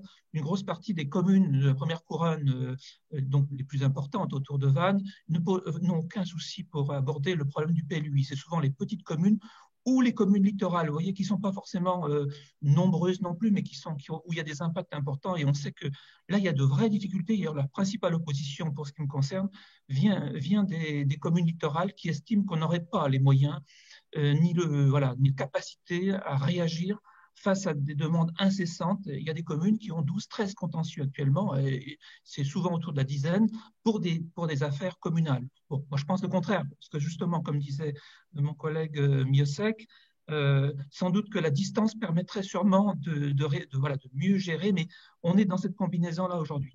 Moi, j'avais une question, moi j'aborde le problème autrement, donc on va y aller. Si on maintient effectivement l'échéance du 1er janvier, c'est clair qu'on va vers un rejet du PLUI, en tout cas pour ce qui concerne l'agglomération, au 1er janvier. Donc j'ai bien l'intention de retravailler dès l'année prochaine donc, avec des séances d'information et de conviction aussi auprès des élus. Une des questions que je suis en train d'essayer de gérer actuellement, c'est de regarder quels sont les moyens qu'on affecte, parce que je pense qu'un des points de blocage des élus, qu'on ne dit pas tout à fait non plus, c'est que dans les municipalités, dans les communes, on a encore un nombre de personnels plus ou moins important, voire important, qui traitent des problèmes d'urbanisme. Et je pense que c'est un point de blocage pour ce qui me concerne, et je vois bien que j'ai du mal, mais je vais le faire parce que ça y est, c'est parti le courrier, pour interroger les communes, puisque aujourd'hui, Vannes Agglomération a un service très performant d'urbanisme qu'elle met à disposition des communes. Et il n'est pas discuté. Donc, quelque part, on est déjà en train de préparer un PLUI. Mais je m'aperçois que dès que je veux interroger, et je vais le faire là, les communes pour vérifier quels sont les moyens qu'on met à disposition de cet urbanisme, on voit bien qu'on va ouvrir une petite boîte et on va s'apercevoir que d'abord il y a des doublons, des emplois pas utiles en tout cas, notamment en termes d'accueil. Vannes Agglomération fait la moitié des accueils des permis de construire. Nous, on a des dossiers très importants. Hein. C'est 21 instructeurs, plus de 1000 dossiers par personne. Enfin, c'est vraiment des choses très lourdes. Et on voit bien que les mairies veulent ne peut-être pas savoir qu'une partie de leurs moyens aujourd'hui est peut-être redondant. Voilà. Donc, je voulais savoir, est-ce qu'il y avait eu un travail de fait auprès de ceux qui sont autour aujourd'hui de l'écran pour essayer d'analyser, optimiser et mutualiser justement ces moyens-là, parce que je pense que c'est peut-être le nœud du problème. Merci. Corinne, tu veux répondre ou... avoir la prétention de répondre, mais je veux bien réagir, si tu veux bien. Pardon. Non, mais moi, je veux bien réagir aux deux intervenants. Sur régie ou pas, groupement, BE, je crois que chaque territoire sera différent. Moi, ce que j'ai envie de dire, c'est que ce qui est important, c'est l'élaboration du document d'urbanisme, c'est 2-3 ans. Donc, 2-3 ans en y mettant de la bonne volonté. Ça veut dire qu'il faut avoir au début une vraie règle du jeu. Moi, le conseil que j'aurais à donner, c'est ça. C'est véritablement, parce que finalement, c'est l'expérience après coup. Sur notre territoire, on a mené de front 3 PLUI correspondant au contour des 3 intercos qui ont été mariés. Et chacune a voulu garder son PLUI pour venir avec son projet dans la communauté. Et c'est ce qui nous a permis d'avancer. Donc, la règle du jeu, c'est super important. C'est de dire que ce soit le maire, que ce soit l'adjoint à l'urbanisme communal qui viennent discuter d'urbanisme, il faut qu'il sache qu'il en prend pour longtemps il faut qu'il sache qu'il a un vrai besoin de reporting avec sa commune, parce qu'autrement, c'est à la fin où on se dit « Ah ben non, on n'a pas compris ce qui s'est passé il y a 2 ans et demi en arrière, mais c'est ce qui a fait les fondements du document. » Donc ça, c'est super important. La concertation, il me semble que c'est de plus en plus un vrai métier. Que ce soit un métier d'un technicien communal ou intercommunal, ou le métier d'un bureau d'études. Mais c'est quelque chose de particulier. Et pour moi, sur les questions d'urbanisme, je me suis rendu compte qu'il y a des choses qui passaient mieux quand on les traitait aussi de manière ludique. C'est très technique, c'est très pénible, c'est très chiant pour se dire les choses à certains moments. La bande dessinée, le fait de mettre tout le monde dans un bus et de faire le tour du territoire où chaque élu parle de son territoire, on prend du temps, c'est ludique. Et ça, c'est ce qui, pour nous, a le mieux marché sur notre territoire quand on le regarde après coup.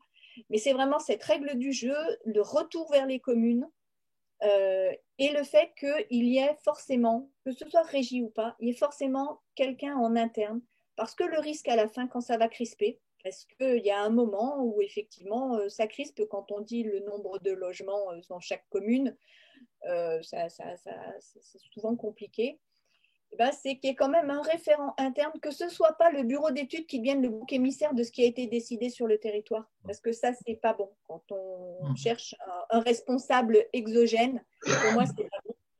Et la dernière question, alors sur la question littorale aussi, chez nous, on a un lac qui, compte tenu de sa taille, fait qu'on est soumis à la loi littorale. On a fait des groupes de travail, et notamment un groupe de travail uniquement entre communes littorales, qui après a été versé dans le cadre du document général. Mais il y a pu y avoir ce temps où les élus littoraux se sont parlé entre eux et sont revenus après discuter avec les autres qui n'avaient pas la même problématique, mais il y a de toute façon une vraie interaction entre les communes littorales qui souvent sont très construites, n'ont plus beaucoup de possibilités et qui ont besoin des communes rétro-littorales, a fortiori dans les littoraux qui ne sont pas ceux du lac, mais où il y a une pression, il y a besoin à la fois de la pression foncière et donc d'avoir de l'alimentation qui vient des communes rétro-littorales, des habitants qui viennent, des travailleurs qui viennent des communes rétro-littorales, donc il y a cette interaction et cette capacité à travailler à la fois ensemble et à faire du reporting commun. Et après, sur la question du temps passé dans chacune des communes, effectivement, il y a dans chaque commune, il y a un petit bout de temps qui est passé. Je vais faire un lien, moi, avec un sujet qui va être le vôtre sous peu aussi, c'est la question de la dématérialisation du dépôt et de l'instruction des autorisations d'urbanisme, parce que c'est un sujet sur lequel on a été en audition la semaine dernière avec Philippe. On se rend compte effectivement que dans chaque commune, on reçoit les permis, et après, on les délivre. Et ce petit bout de temps, moi, j'ai envie de dire qu'il est effectivement chronophage et qu'il faut s'en rendre compte. Par contre, aujourd'hui, on se rend compte dans la question de la dématérialisation, de dire demain, on met tout ça sur un portail. Et donc, pour les communes de plus de 3005 ou les communautés, il faudra que ce soit instruit par rapport uniquement au niveau numérique. Il y a un besoin dans les communes, c'est ce qui ressort aussi des études qui ont été faites, il y a un besoin d'un temps physique d'échange et quelque part ce besoin, il n'est peut-être pas quantifié et c'est intéressant de le mesurer, mais il est aussi important pour que dans chaque commune, il y ait encore un échange avec le pétitionnaire. Parce que nous, on l'a vu dans la démat, c'est quelque chose qui est extrêmement en ressenti comme étant extrêmement important et extrêmement important aussi quelque part dans la capacité à éviter du contentieux demain. Quand on a pu avoir le temps d'expliquer au pétitionnaire ce qu'on attendait de lui et ce que le document d'urbanisme lui demandera. Merci beaucoup, Corinne. Merci beaucoup. Et moi, je me permets juste vraiment en 2 secondes parce que je crois que la question de l'ingénierie dans le territoire autour de l'urbanisme, qu'on peut lire en sous-jacent des interventions de Pierre Leray, est importante. Quand il y a un transfert de compétences, normalement, il y a une mise à disposition des services et puis une mise à disposition du personnel à la communauté, un mécanisme de transfert qui accompagne la compétence. Qu'en est-il en matière d'urbain? En fait, il faudrait, si on appliquait la loi de manière stricte, que l'ensemble du personnel spécifiquement dédié à la planification dans les communes devienne personnel communautaire et suive la compétence. Dans les faits, il faut monter très haut dans les seuils démographiques des collectivités pour avoir des personnels qu'on peut considérer comme pleinement dédiés à la planification urbaine. En fait, bien souvent, même dans des métropoles comme Montpellier, par exemple, en fait, les seuls agents concernés étaient les agents de la ville de Montpellier. Les autres, ils ont, allez, on va dire qu'il faut avoir une commune au moins de 5000 habitants, 6000 peut-être, pour commencer à avoir un mec pardon, un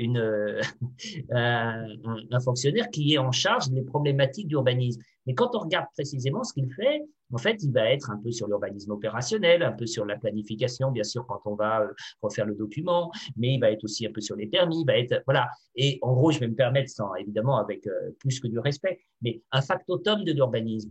Mais en fait, ce factotum de l'urbanisme, en fait, souvent, le maire y est vachement attaché. Il dit, oui, mais d'accord, on transfère le PLU, mais si on ne transfère pas tout l'urbanisme opérationnel, etc., moi, il faut quand même payer quelqu'un qui reste dans ma commune. Donc, assez souvent, en fait, le PLU, sauf dans les gros pôles urbains, avec des grosses villes, avec du personnel spécifiquement dédié à cette planification, n'entraîne pas des mouvements de personnel. Et dans bien des cas, il faut se dire, voilà, le transfert de la compétence PLU et donc la mise en œuvre du PLU s'accompagne souvent de recrutements extérieurs pour pouvoir organiser le pilotage du PLU et des chefs de projet PLUI. Il y a assez peu de mécanismes de transfert de personnel. Je ne sais pas s'il y avait un peu ça en sous-jacent, me semble-t-il, dans votre question, Monsieur Lerin, en espérant bien l'avoir entendu. Merci beaucoup, Philippe. Merci beaucoup, Corinne. Et merci, Monsieur Leray, pour cette intervention. Je vais essayer désormais de donner la parole à Madame Pascale Tolfo, qui est vice-présidente urbanisme à la communauté de communes Ardèche-Rhône-Coiron. Alors, j'aurais essayé de vous permettre de parler. Donc, vous pouvez essayer de parler, d'activer votre micro. Et on n'oubliera pas, Johan, l'engagement que je me suis permis de prendre, que la parole sera à un moment donné donc à Sandrine Dresde du ministère. Donc, vraisemblablement, bon, désolé Madame Tolfo, ça ne fonctionne pas. Je vais du coup donner la parole à Monsieur Yves Boyer, qui est président qui est le président en fait de la même communauté que Madame Tolfo. Donc, j'essaye de donner la parole à Monsieur Boyer. Donc, Monsieur le Président, vous avez la parole. Bonjour à tous, est-ce que vous m'entendez? Oui, on vous entend. Très bien, donc je vais pouvoir poser la question de Pascal Tolfo, puisqu'on a échangé par SMS entre-temps. Je vous remercie d'ores et déjà de cette initiative qui est très, très intéressante. Moi, j'aurais deux questions. Donc, nous, on est une communauté de communes de 22 000 habitants, 15 communes, et donc on est en train on a engagé les premiers échanges pour réfléchir à la prise de cette compétence. Et donc, on a un peu deux types de questions qui se posent à nous. C'est les communes qui sont en révision ou qui viennent d'approuver leur PLU s'interrogent sur le coût supplémentaire et s'interrogent sur le fait de recommencer et remettre le chantier sur l'ouvrage. Et on a un autre questionnement, c'est notamment pour les communes rurales. Enfin, moi, je suis une commune de 1200 habitants, donc c'est quand même assez petit. Ces communes rurales sont assez inquiètes de cette prise de compétences par la communauté de communes et s'interrogent sur quels sont les plus pour elles, qu'est-ce qu'elles peuvent gagner ou qu'est-ce qu'elles peuvent retrouver dans cette démarche. Elles ont l'impression d'être un peu dépourvues de leurs compétences progressivement et il y a à la fois une symbolique, bien sûr, dans ce transfert, mais du coup, comment on peut compenser cette impression ou relativiser cette impression de perte de pouvoir des élus communaux?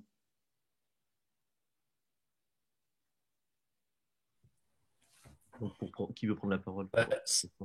Sébastien, non, une réaction un peu sur le monde rural, je pense. Oui, Sébastien. Alors, dans ma communauté, sur 16 communes, on en avait une dizaine qui avaient un PLU de moins de 3 ans quand on a pris la compétence.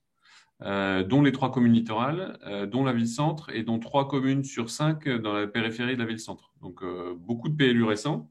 Et objectivement, on a optimisé les choses. Alors, certes, il y a toute une partie diagnostic, etc., qu'il faut refaire, puisqu'il faut le faire à l'échelle territoriale et pas à l'échelle indépendamment de chaque commune. Par contre, tout le travail de réflexion politique, et tout le travail de choix sur les options de développement de son territoire, on a pu les recycler, entre guillemets, pour une bonne partie au sein du PLUI. D'un point de vue financier, il y a quand même des économies d'échelle aussi qui peuvent exister sur un certain nombre de choses, notamment toute la partie post-arrêt du PLU, donc toute la partie concertation officielle, enquête publique, etc., où globalement, quand on fait les comptes, on va faire quelques économies par rapport à la somme des procédures engagées par les communes. Et puis après, sur l'avantage pour les communes qui avaient déjà ou qui ont déjà un document relativement récent, c'est malgré tout, et là je me permets de reprendre l'illustration chez moi, donc PLU approuvé et applicable PLU communal depuis décembre 2013. Entre décembre 2013 et 2019, on a modifié le PLU communal 5 fois. Donc 5 enquêtes publiques ou procédures de consultation de public, 5 appels à des bureaux d'études, au moins au début, puisque sur la fin, c'est les services de l'agglo qui ont finalisé les procédures, mais faire appel à des bureaux d'études, etc. Là où demain, avec la compétence intercommunale, on a prévu en fait un rythme de modification entre 12 et 18 mois, donc permanence, qui permet à l'ensemble des communes, y compris les plus petites, d'avoir un document sur le territoire communal, qui est modifié, qui est adapté en fonction des enjeux d'adaptation d'un point de règlement, parce que les modifications qu'on avait faites, c'était par exemple le règlement de notre zone d'activité qui n'était pas adapté à un projet d'une entreprise, ça a été des corrections d'erreurs matérielles dans le document communal, ça a été une modification d'un zonage sur une zone d'habitat en lien avec le développement d'un projet de promotion sociale, etc. Donc des choses où à chaque fois il faut modifier le règlement, écrit ou graphique, et donc en le faisant à l'échelle communautaire demain, on sait que tous les 12 à 18 mois, on va pouvoir entamer des modifications, et donc le document va vivre dans un rythme où la commune n'aura pas à se dire mais est-ce que je vais modifier le règlement, parce que ça veut dire toute une démarche, et puis c'est compliqué et souvent assez lourd financièrement. Merci pour cette première réponse. Je me permets d'indiquer à notre animateur qu'il est 10h27 et qu'on avait pris l'engagement de finir bien à l'heure. Parce que c'est un sujet sur lequel en fait on pourrait très aisément passer toute la matinée, mais qu'il faut retenir cet engagement et puis qu'on laissera Corinne Casanova, si elle le veut bien, conclure ce séminaire, mais il faudrait que l'on honore notre engagement, que de laisser nos partenaires de l'État s'exprimer également. Donc tout à fait, Philippe. Nous allons donner maintenant la parole à Madame Sandrine Dretz, à qui je vais permettre de parler tout de suite. Bonjour à tous, est-ce que vous m'entendez? On vous entend, madame, merci. Très bien. Donc déjà, je remercie Philippe Schmitt de m'avoir promu. Je ne suis pas responsable du service urbaniste de la DHUP. Nous avons un sous-directeur qui s'appelle Vincent Montrieux et une chef de bureau, Émilie Bonnet de Rivière, qui nous écoute. Je ne suis qu'une simple chef de projet qui anime le réseau Club PLUI, en fait. Donc, je suis tout à fait dans la thématique. En tout état de cause, je remercie la DCF d'avoir laissé la parole à l'État. Alors, je vais répondre un peu en vrac à vos questions. Un PLUI, le transfert de la compétence PLUI, ce n'est pas systématiquement une prescription le lendemain. Il y a une prescription du PLUI que quand il y a un besoin. Si vous avez déjà des PLU tout récents et qu'il n'y a pas besoin de prescrire là tout de suite, voilà, ce n'est pas une obligation. Après, je voulais préciser quand même que le PLUI, ce n'est pas la somme des X PLU. Donc, même si on peut récupérer les réflexions politiques qui ont été menées dans les X PLU de l'Interco ou de la communauté, parce que voilà, je sais que c'est un mot qui tient à cœur à Philippe Schmitt, mais ce n'est pas la somme des PLU, mais c'est bien un projet de territoire dans sa globalité qu'il faut réappréhender, et notamment pour prendre en compte des questions comme la mobilité, la planification des zones d'activité qui souvent, sans trouver leur traduction dans un document d'urbain, elles ont déjà été pensées puisque vous avez collectivement défini des zones d'intérêt communautaire. Ça veut dire que vous êtes capable de vous entendre quand même sur un projet de territoire ou une portion de projet de territoire. Donc la réflexion intercommunale, elle permet quand même d'appréhender beaucoup de sujets qui à l'échelle communale n'auraient pas de sens. La trame verte et bleue, la rationalisation des espaces à consommer ou à ne pas consommer pour produire de l'habitat, de l'activité. Et là, on se retrouve complètement dans la question du zéro artificialisation nette. Je pense que si on demandait à tous les nouveaux maires d'aujourd'hui d'ouvrir leur PLU et de calculer le coût qu'impliquerait la viabilisation de toutes les zones 1AU et 2AU qu'ils ont dans leurs documents et qu'ils ne veulent pas rendre, entre guillemets, à l'Interco, ils se rendraient vite compte que ce n'est pas finançable, en fait. Ce n'est pas tenable pour la fiscalité de leurs habitants. Et donc, c'est un vrai projet de territoire qu'il faut mener. C'est aussi le moment aussi de fédérer toutes les communes, en particulier quand vous êtes des communes un peu singulières, comme des communes littorales ou des communes limitrophes d'une autre Interco, que le projet de PLUI, c'est aussi un moment d'organiser les complémentarités, les solidarités, parce que vous ayez des zones AU ou pas dans un PLU, vous n'obligerez pas les gens à venir vivre dans votre commune. Et la concertation et la question de la gouvernance est importante, hein, comme le disait Madame Casanova tout à l'heure. Il y a un vrai enjeu à entendre les besoins, après à les satisfaire ou pas. Hein. L'élu n'est pas là pour dire oui systématiquement, mais à comprendre les dynamiques territoriales, où j'habite, où je vis, où je consomme, où je travaille. Et c'est ça aussi qu'un PLUI peut essayer d'organiser. Je rappelle également que les PLU, qu'ils soient communaux ou pas, doivent être compatibles avec d'autres documents, comme le PDU, donc le plan de déplacement urbain, le programme local de l'habitat, les schémas de cohérence territoriaux, les plans climat, air, énergie territoriaux. Donc tous ces documents déjà supracommunaux ont déjà donné lieu à des discussions entre élus. Et donc, elles démontrent aussi que c'est possible, y compris pour des communes rurales. Et puis surtout, donc là, je voulais rappeler surtout le rôle de l'État. Le rôle de l'État, ce n'est pas juste d'émettre des avis défavorables et à obliger à réarrêter les projets de PLUI, comme on a entendu tout à l'heure. C'est aussi de l'accompagner pour essayer de faire émerger un PLUI, de faire émerger un projet de territoire dans ce qu'on appelle le nouveau conseil au territoire. Il est là aussi pour vous rappeler les différentes politiques publiques qu'il mène, qu'il territorialise, comme le zéro artificialisation nette, mais aussi tout ce qui est préservation de la biodiversité, tout ce qui est question de cohérence écologique, trame verte et bleue, c'est difficilement appréhendable à l'échelle communale.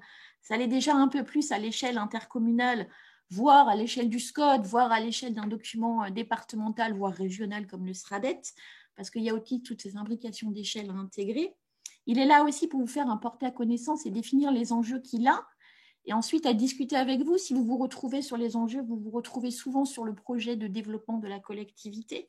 Donc la gouvernance et le dialogue, elle est aussi importante avec les personnes publiques associées, et pas seulement l'État, hein, mais aussi la Chambre d'agriculture.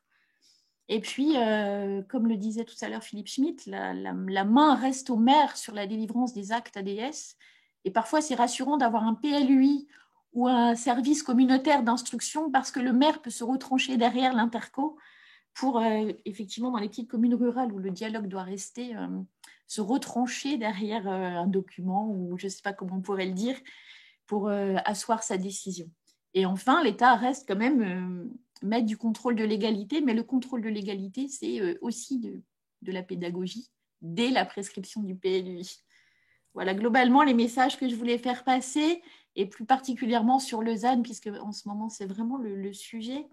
Le ZAN va s'appliquer à toutes les communes, qu'elles soient en interco, enfin qu'elles mènent un projet intercommunal ou un projet communal. Quoi qu'il arrive, la moindre prescription de révision ou d'élaboration de documents d'urbanisme devra mener une réflexion sur j'optimise l'utilisation de l'espace dans ma commune ou dans mon intercommunalité. Et la peur de devoir rendre des hectares ne doit pas être un prétexte à ne pas transférer la compétence. Je m'arrête, Philippe, je vois que tu lèves le doigt.